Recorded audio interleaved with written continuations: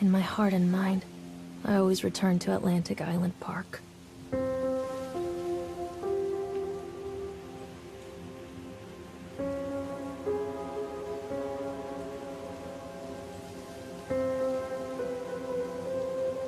Where's Mr. Bear? I haven't seen Mr. Bear, Callum.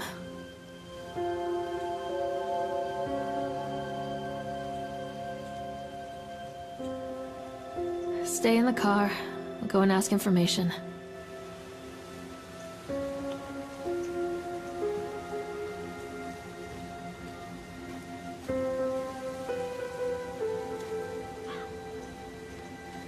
Attention, patrons. The park is now closed. Please make your way to the car park at your earliest convenience. Employees prepare the park for shutdown.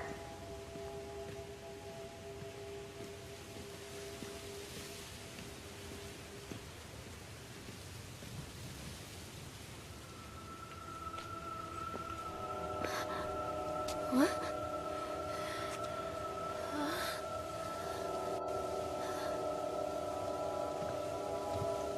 Hey, Loraine. Loraine! Don't blame yourself, Loraine. People lose things all the time. Take a deep breath and think about the last place you saw your son's teddy bear. Hey, stop! I think your boy just ran into the park. I'll unlock the gates for you.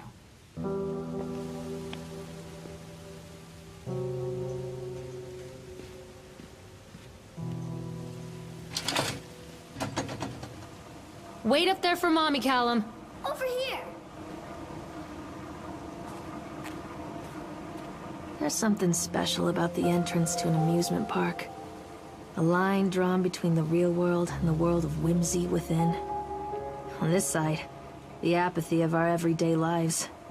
And on the other, anything we might dare to dream. It's no wonder Callum ran back inside. I wouldn't want to leave either. Attention employees, the park is now closed. Have a safe journey home.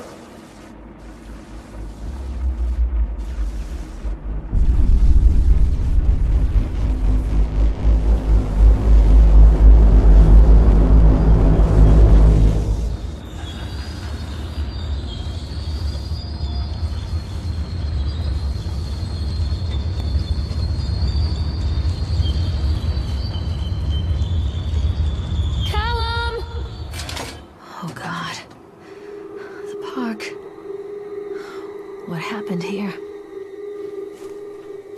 Wait for Mommy! You can't catch me.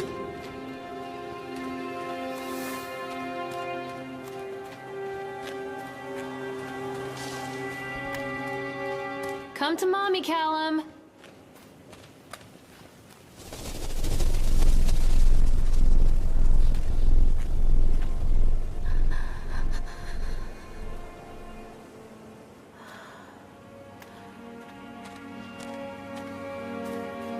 Come out, sweetie! This way!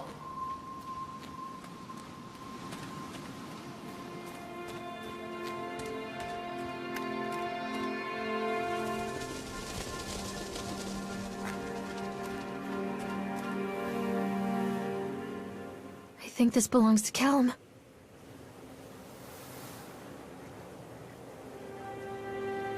Wait for Mommy! This way, Mommy! Chad the Chipmunk, huh? Just a drunk guy in a suit.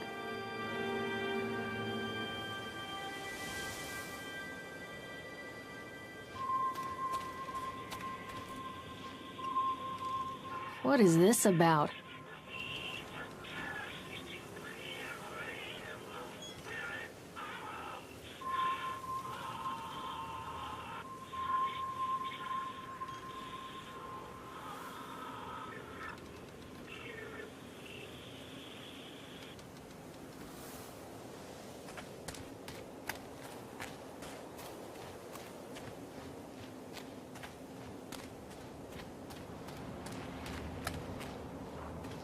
Callum, tell Mommy where you are.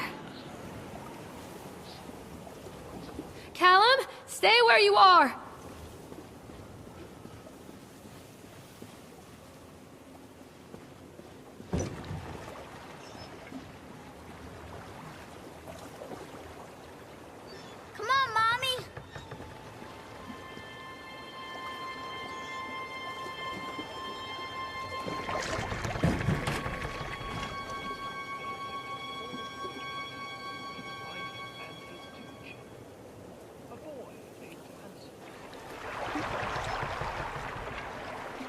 Callum?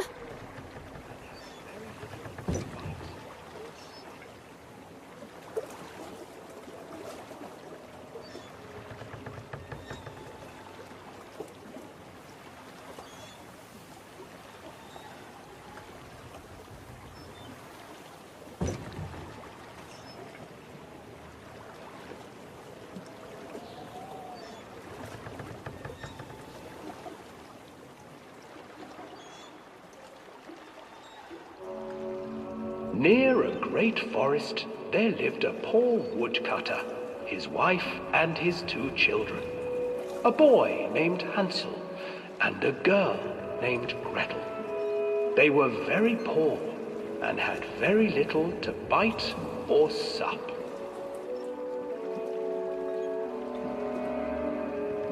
What will become of us? The woodcutter asked his wife one night. I tell you what, husband, we will take the children into the thickest part of the forest tomorrow and abandon them there. No, my wife, I cannot do that, said the man. Then we will all 4 starve, you fool. Hansel and Gretel overheard their parents talking, and Gretel began to weep. Do not fret, Gretel, Hansel said. He crept out of the hut and gathered white stones from the ground to fill his pockets.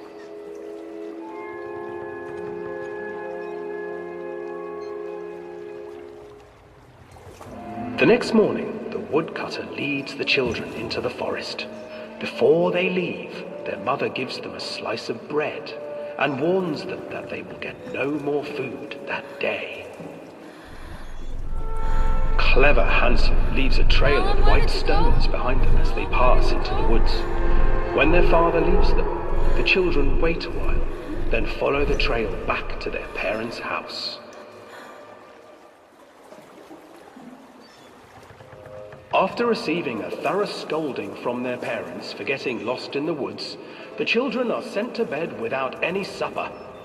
Hansel tried to sneak out and collect more white stones, but found that the door was locked.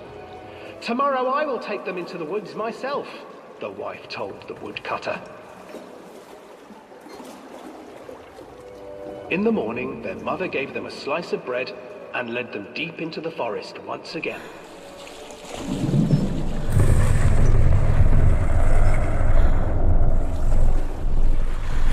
Hansel broke his bread into pieces and left a trail of breadcrumbs to lead them safely home. But hungry-eyed birds snatched up the breadcrumbs and his trail was destroyed. Abandoned by their parents and unable to find the trail home, the children wandered in the forest for 3 days.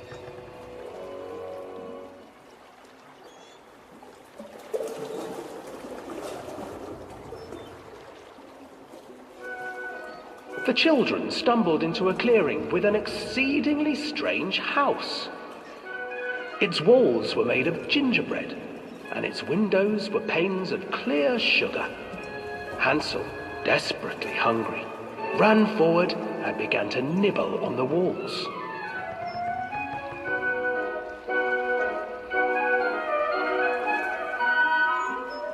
Nibble, nibble, little mouse. At my house. An old woman emerged from the house, sniffing the air and peering around with cloudy eyes. Oh, you dear children, who brought you here? Just come in and stay with me. No harm will come to you. But Hansel and Gretel stayed back, for the old woman reminded them of their cruel mother. Come, children, don't be afraid. I have something for you. The old woman offered them 2 enormous lollipops. The children took them and began to eat. You see, nothing to fear here. Come inside, the old woman urged, and the children, still licking their sweets, followed.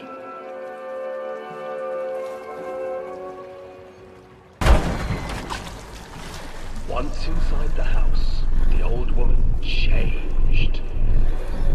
She stuffed Hansel into a cage and put Gretel to work, sweeping and cleaning her hut.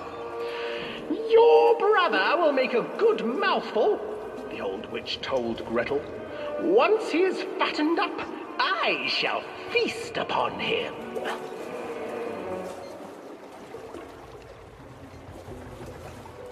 Time passed, and poor Hansel refused to eat, fearing the day that the witch would eat him. The witch, for her part, grew impatient. "Today I will cook and eat your brother, Gretel. Climb inside and light the oven." But Gretel pretended not to understand. I do not know how. Where is the opening?" "Fool," the old witch said. "The opening is here." And she moved to show Gretel. Seizing her courage, brave Gretel gave the witch a shove, and the old crone tumbled forward into the oven. Gretel slid a large iron bolt over the door to the oven. Gretel freed her brother Hansel, and together they lit a fire beneath the oven. And though she screamed and begged, the children sat by the oven until her screams had stilled, and the witch was cooked. And then, because even children can't survive on sweets, they divided up the body of the old witch and ate her.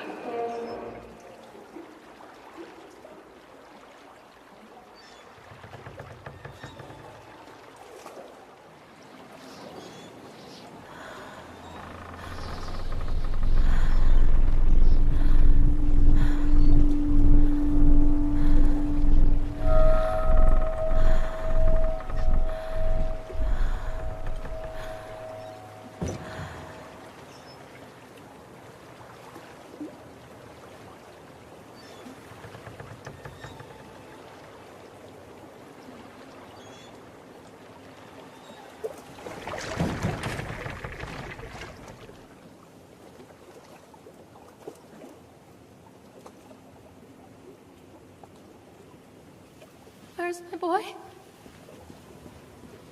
This way, Mommy. Hansel and Gretel. I used to read it to Callum when the electricity was shut off.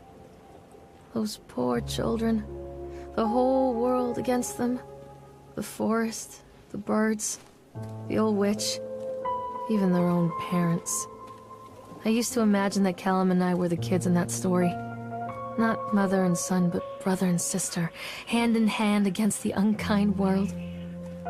We were always hungry, looking for our own house made of candy, looking for the sweetness that could take the pain away. Hunger leads people to desperate, terrible places where the tree branches reach like claws.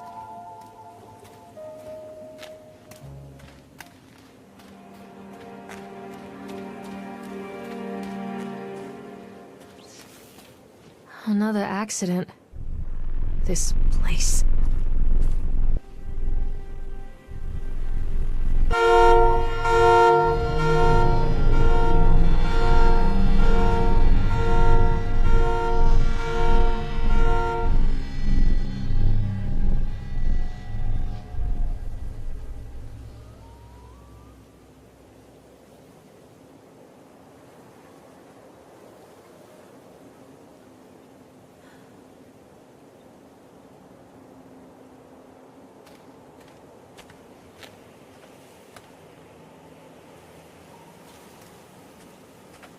Stay where you are!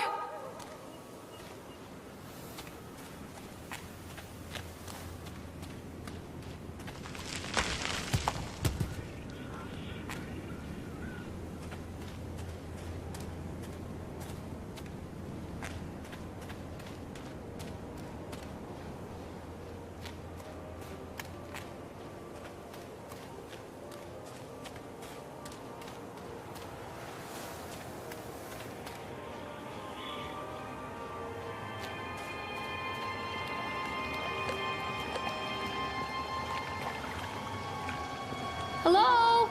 This old thing used to make the blood run to my head. Make me dizzy. The guy just snapped. Those poor kids.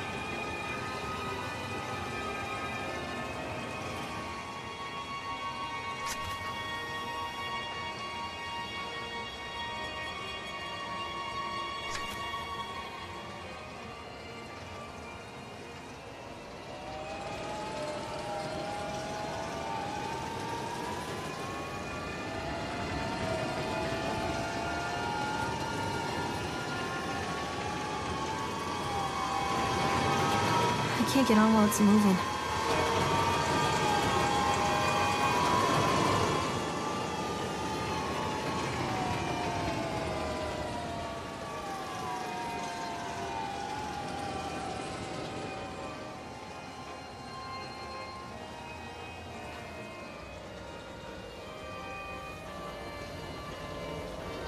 I can't get on while it's moving.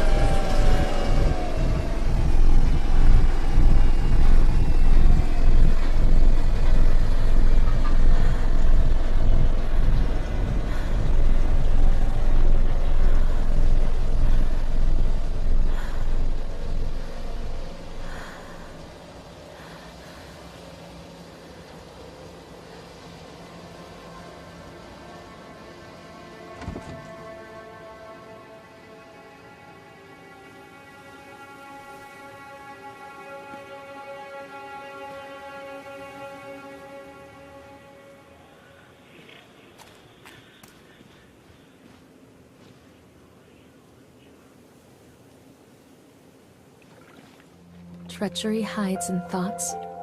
Treachery that lashes like a whip and scars our insides. The first time I saw Callum, my thoughts betrayed me. I looked down at this wrinkled, red, bawling thing and I thought, is that it?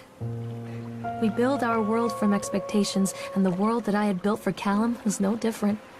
He was so real, so there, and so far from my expectations. And they shattered, and as they fell in pieces, that one treacherous thought became a new foundation. All of the love that we shared, all of the warmth and goodness that followed, built on a single, traitorous thought.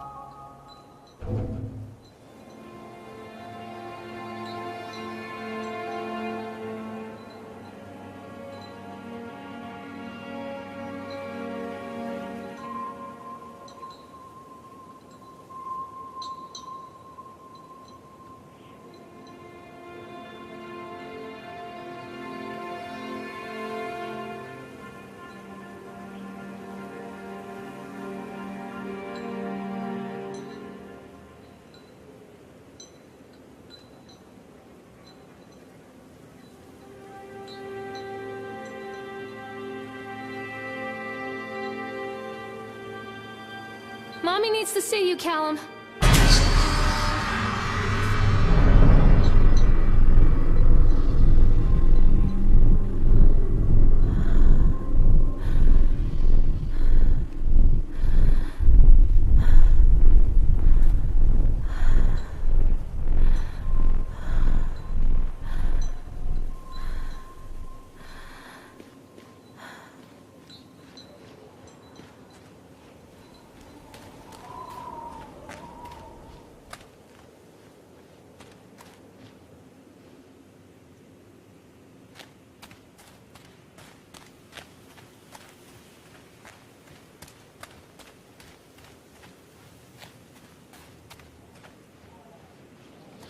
Constant crashes and 80s music.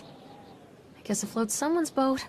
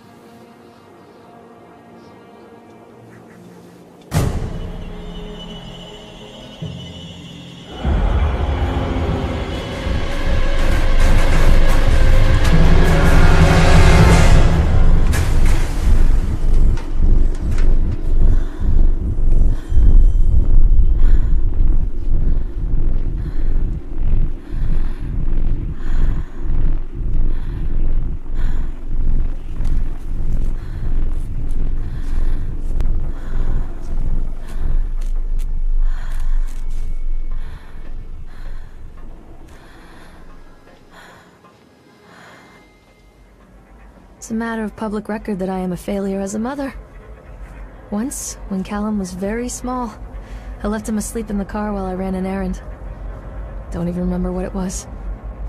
When I came back, the sheriff was standing next to the car, watching my boy through the window. I didn't like what I saw in his eyes. Judgment. He wrote me the ticket without saying a word. Just the scratch of his pen on the notepad. When he gave it to me, our eyes met. I know what you're going through. My daughter, Helen, she just gets some help. Help was a bolt of lightning. Help was 1,000 volts surging through my veins. Help is agony. I'd rather die. I wanted to scream. I'd rather you pulled your gun and shot me. But instead my mouth said, "Yes, Sheriff."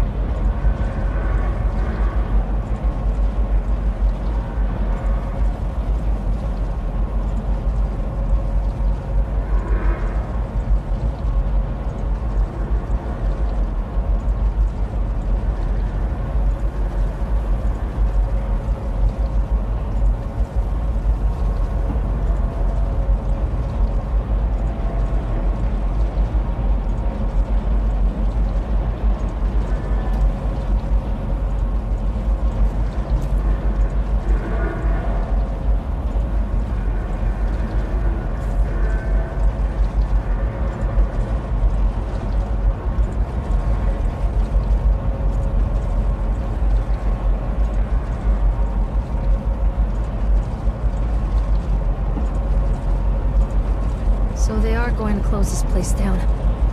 Doesn't surprise me.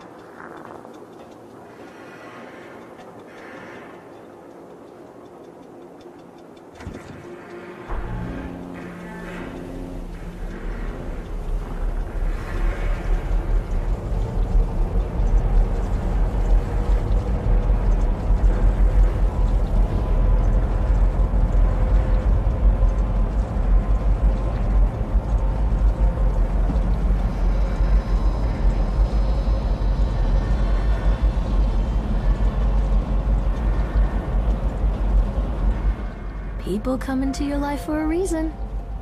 Dad used to say that before Mom ran off. After that, he mostly just drank. Things were different for Don and I. When we met, I was sweeping the floor at Susie's diner. He came in with some workers, but he didn't try to flirt or cop a feel like the others. He just ordered a coffee and sat there, watching me. When my shift was over, he offered to walk me home. I don't know how to describe that walk. We talked and laughed and eventually kissed. It felt like love. It felt like a fairy tale. I can't tell you if Callum was made that night or one of the ones that followed, but I think it has to be that night. That one perfect night. Don and I moved in together, but then, well, he died. According to the supervisor, his safety harness failed when he was working on the top of the Ferris wheel. Don was there one moment, and then gone. Sometimes people leave your life for no reason. I was 3 months pregnant with Callum. Fairy tale fucking over.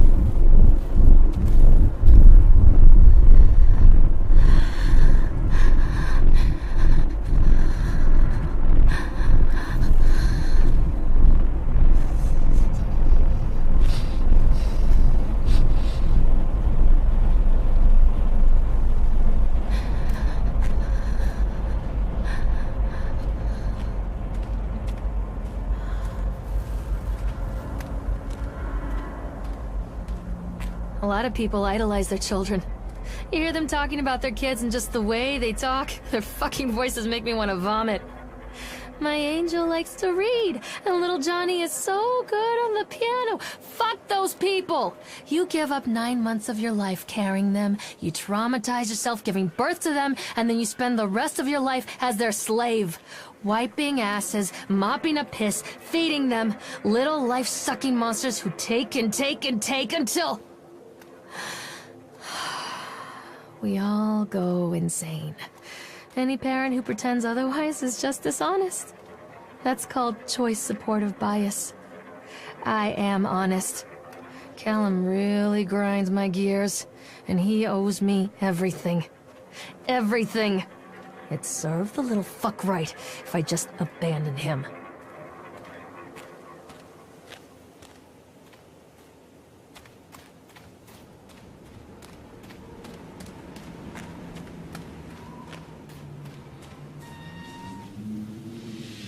I always wanted to ride this one. Never got around to do it before.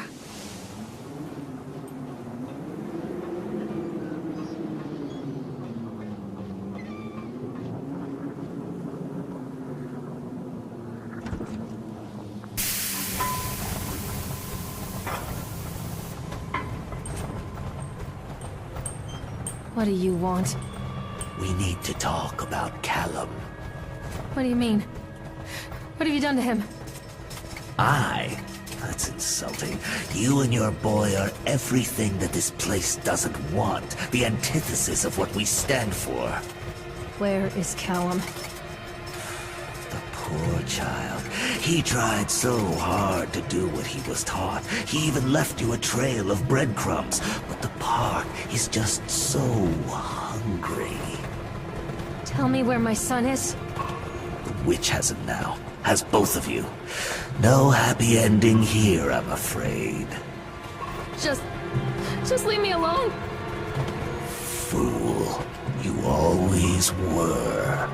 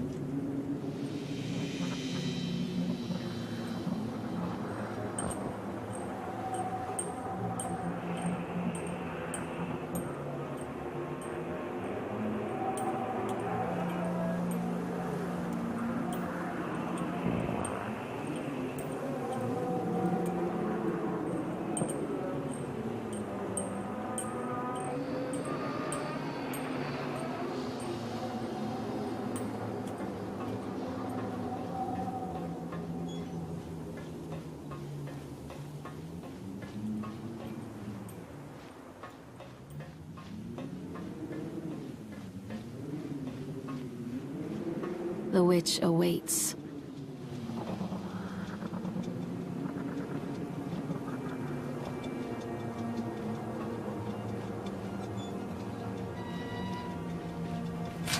Callum has bruises on his arms, finger marks.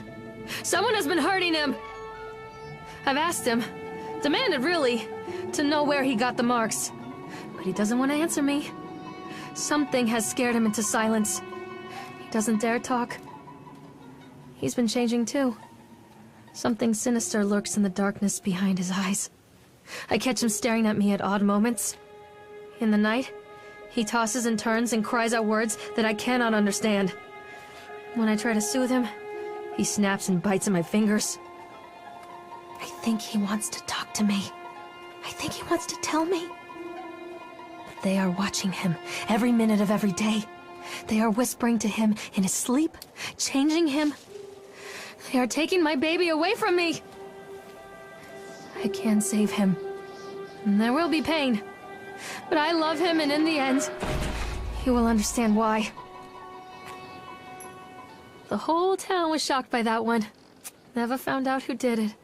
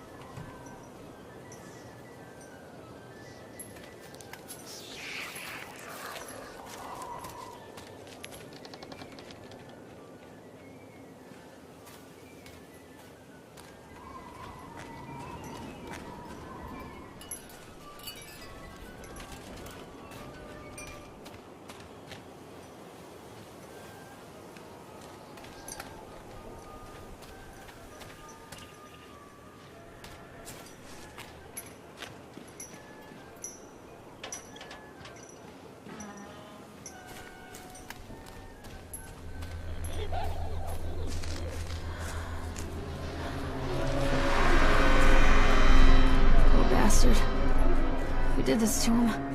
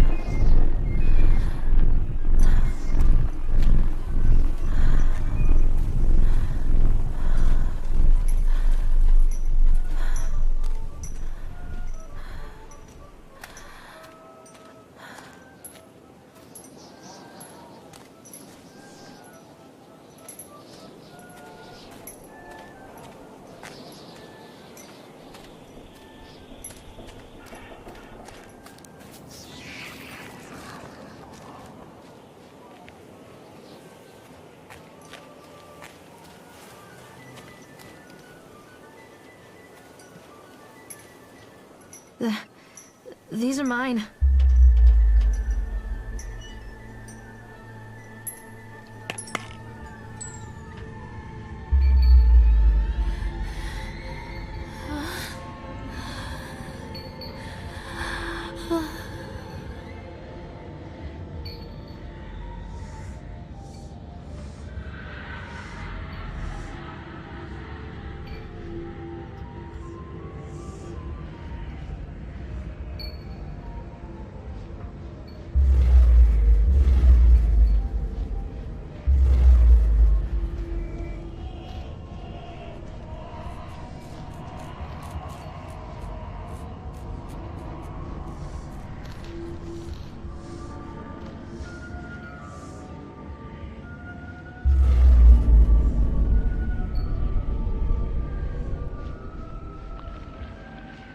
Don't touch me!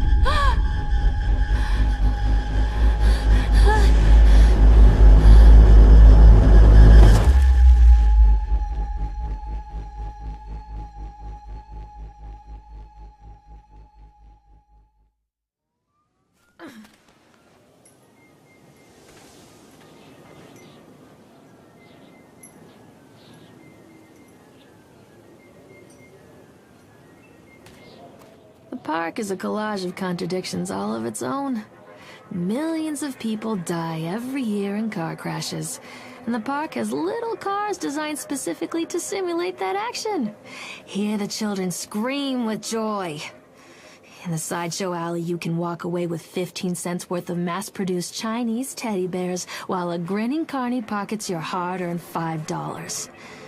What secrets lie beneath the sullen waters of the lake? The tears of jilted lovers, the soiled condoms of illicit affairs, the clotted blood of the lonely suicide. And the face of the witch looms over it all. I always despised her toothy grin and warty nose. I hate that sparkle in her weathered, watchful eyes. I think Callum is waiting for me. Inside.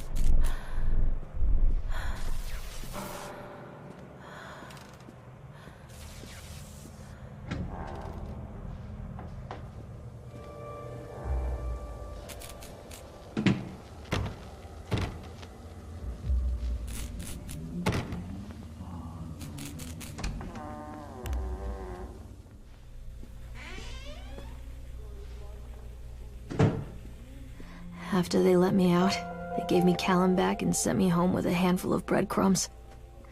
Home, bittersweet home. I barely recognized it. Where there had been color and light, there were shadows and regrets. Where there had been warmth, there was a bone-deep coldness that never went away. I tried my hardest to keep the ghosts at bay. Don, watching from the dusty corners while I tried to teach his son to read. My father, coldly assessing me and finding me lacking. I devoted myself to Callum, did the things that they told me. It will get better, they said. Every day will be a little better than the last. I'm in the woods now, lost and afraid. Things never got any better.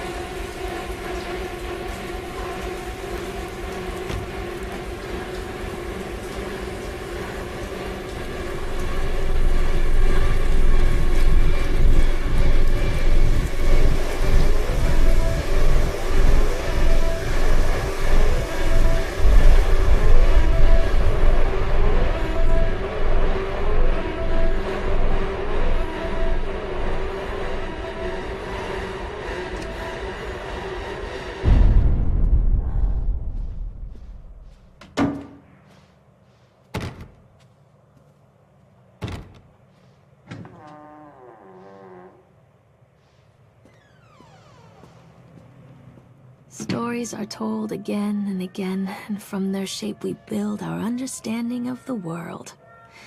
Two children are led into the woods. They are lost for a time, but then are captured by an old witch. A child goes missing in Atlantic Island Park. He wanders lost for a time before finding his way into the mouth of an old witch. In the oldest version of this story, the mother and the witch were the same person. I never wanted to be the witch, but I am, aren't I?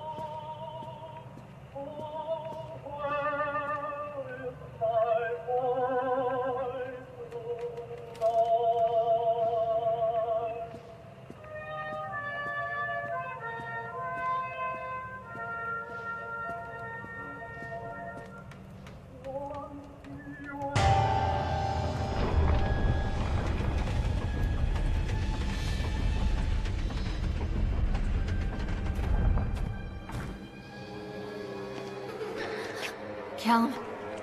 Callum!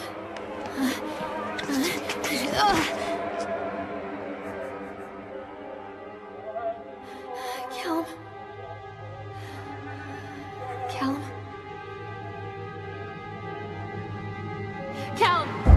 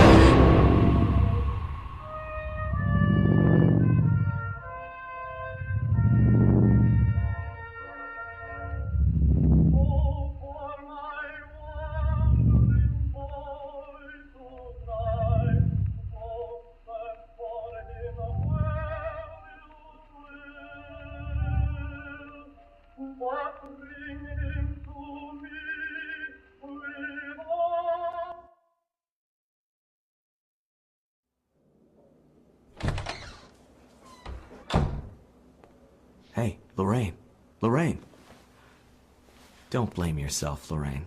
People lose things all the time.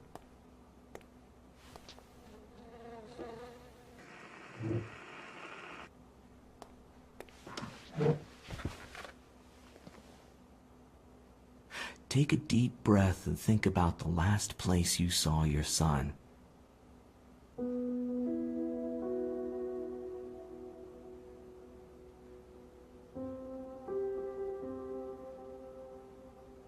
In my heart and mind, I always return to Atlantic Island Park.